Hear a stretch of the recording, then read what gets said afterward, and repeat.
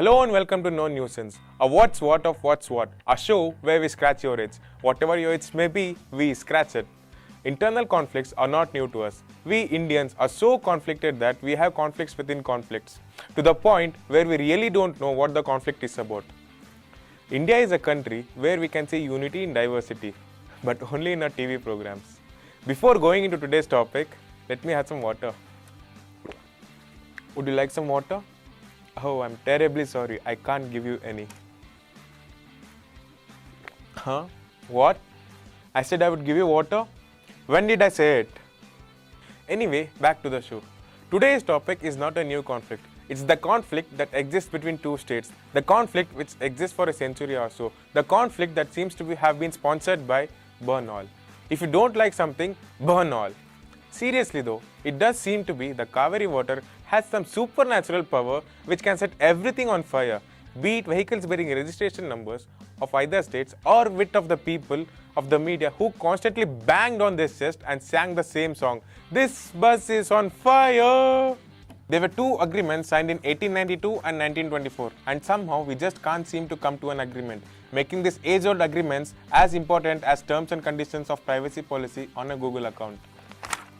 Back to the show. We all know that the issue is tricky and everyone needs water. But look at the way we are going about it. Is it just that we are foolish, or are our egos so precious that it becomes almost necessary to feed it? These pro-Kannada and pro-Tamil activists can afford to organize bunds every now and then, leading to a loss more than 20 to 25,000 crores. How does bund solve the issue? So we don't want to give water because it will cause major losses in crops. So let's go out and shut everything down, forcing people to participate, creating more losses. That's a smart way to go about it. We are clearly not wasting any water by doing this. If that's not the issue, however, then what is? Do we simply believe that adhering to a decision will abstain from the crisis? The issue is not the dispute, because we all know that the noble intention of our politicians will not get into a way of an amicable solution, and that none of our politicians rely on the public support for their entire careers. Now, I don't want to blame any state for whatever stance they take on the issue of lack of water, because everyone has their interests, but it's become an issue of us and them. Even after a month after the bunds were called off, vehicles bearing Karnataka registration plates were not allowed to enter Tamil Nadu, and vehicles bearing Tamil Nadu registration plates were not allowed to leave. My question is, who orders such a rule, and how on earth is that enforceable under law?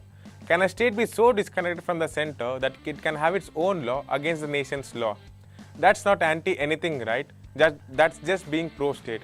And thanks to social media, being pro-state is spreading like cancer. Pro-state cancer. And we all know we need to have clean drinking water to reduce our chances of having pro-state cancer. It's a lose-lose situation from this angle. What then could be the solution to this problem, which last year completed its 100th birthday? The court has asked Center to set up Cauvery Management Board, whose experts need to travel to assess their needs. Wait a minute. The claim was not that they don't need water. The claim was that there isn't enough water. How do you stuff two people in a room when the room is not big enough for both? Right now, the constitution of this board has been put on hold by the Supreme Court. Instead, they are sending a technical team to inspect these river basins, after which they need to submit a report. And the saga continues. What's basically going to happen is, so these are the numbers. Send some water to Tamil Nadu. How many cusecs? Any multiples of 3 would do. The real issue is not who needs water the most, ladies and gentlemen. The real issue is that there is a water crisis, and I don't mean any disrespect by stating that as long as it's state versus state, you can't have one state controlling the resources for another. If you paid any attention to a traffic system, you would know the mentality is me first. So will there be a neutral body that has no vested interest to not only decide but manage our water resources? I don't know. But then can we create more water? I don't know. One thing that's going to happen for sure though, if it's not going to go my way, burn all. Nothing says it better than burn all.